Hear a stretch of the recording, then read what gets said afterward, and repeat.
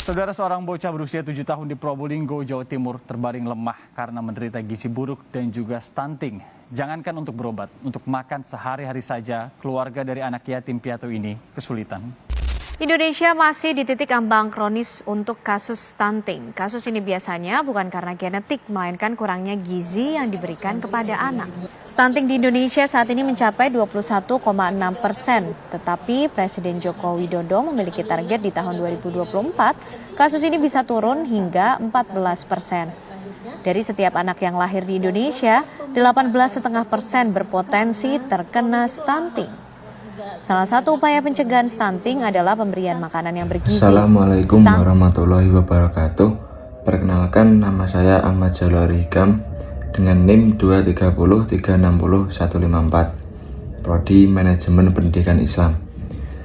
Saya di sini akan menganalisis kebijakan publik dengan fenomena penanganan stunting di Indonesia. Yang pertama, ada identifikasi kebijakan. Kebijakan yang dianalisis adalah kebijakan nasional percepatan stunting yang diatur melalui Peraturan Presiden Nomor 72 Tahun 2021 tentang percepatan penurunan stunting. Kebijakan ini melibatkan lintas sektor dengan target menurunkan prevalensi stunting nasional. Nah, yang kedua, analisis latar belakang masalah.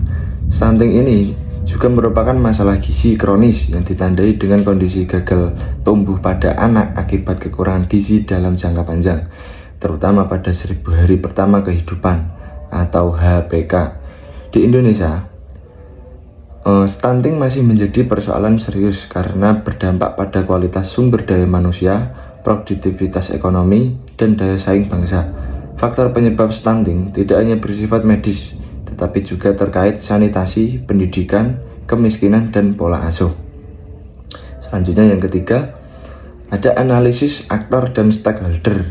Nah, di sini yang pertama ada pemerintah pusat, BKKBN, Kemenkes, Kemensos, dan Kemendagri sebagai perumus dan koordinator kebijakan. Yang kedua ada pemerintah daerah sebagai pelaksana utama intervensi. Yang ketiga ada tenaga kesehatan dan kader posyandu sebagai ujung tombak layanan. Yang keempat, masyarakat dan keluarga sebagai sasaran itu sendiri atau kebijakan. Nah, yang terakhir ada LSM dan dunia usaha sebagai mitra pendukung. Masalah muncul karena koordinasi lintas sektor yang belum optimal dan perbedaan kapasitas daerah. Nah, yang keempat, ada analisis isi kebijakan. Kebijakan ini mencakup dua pendekatan utama. Yang pertama, ada intervensi spesifik, yaitu gizi ibu dan anak, suplementasi, dan layanan kesehatan. Yang kedua ada intervensi sensitif yang merupakan air bersih, sanitasi, pendidikan, perlindungan sosial. Namun, kebijakan masih cenderung normatif dan belum sepenuhnya menyesuaikan dengan kondisi sosial budaya lokal.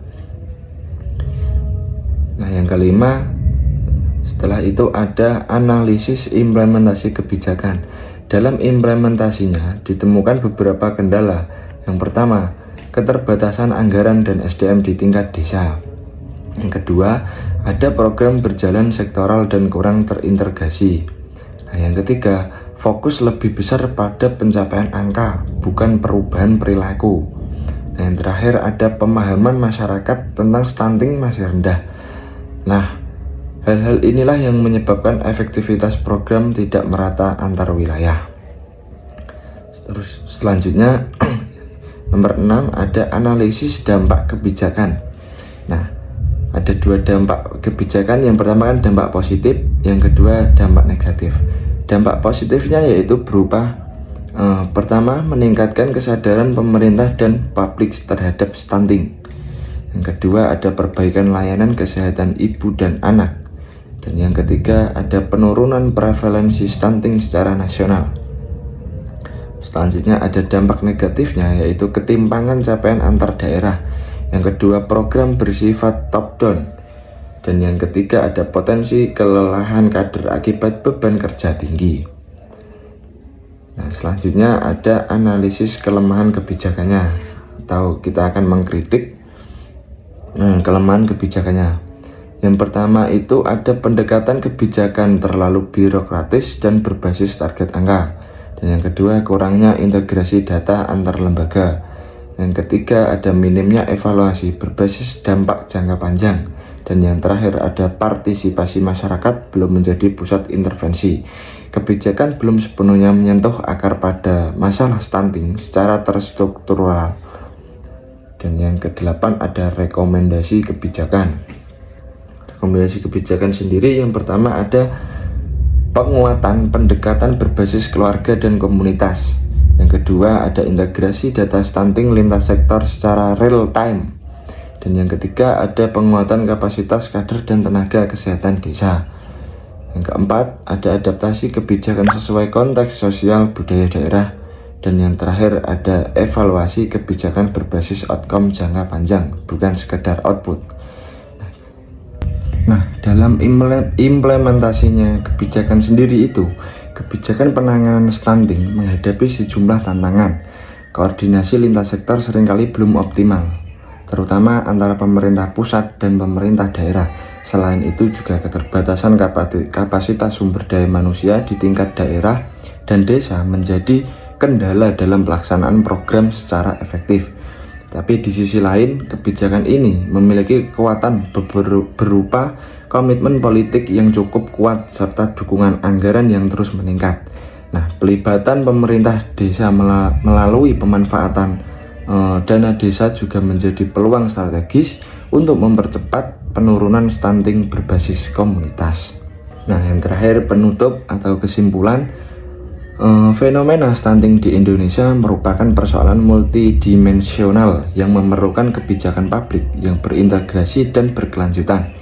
Analisis ini menunjukkan bahwa meskipun kebijakan penanganan stunting telah berada pada jalur yang tepat, masih diperlukan penguatan dalam aspek implementasi dan pemerataan dampak. Dengan komitmen bersama antara pemerintah, masyarakat, dan pemangku kepentingan lainnya, penurunan stunting di Indonesia dapat dicapai secara lebih optimal dan berkelanjutan. Kebijakan percepatan penurunan stunting di Indonesia juga merupakan langkah strategis dalam meningkatkan kualitas sumber daya manusia.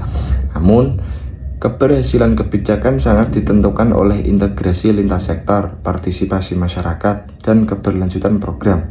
Reformulasi kebijakan diperlukan agar penanganan stunting lebih efektif, adil, dan berkelanjutan. Mungkin cukup sekian penjelasan tentang analisis stunting, fenomena yang ada di Indonesia. Kurang dan lebihnya saya mohon maaf. Wassalamualaikum warahmatullahi wabarakatuh.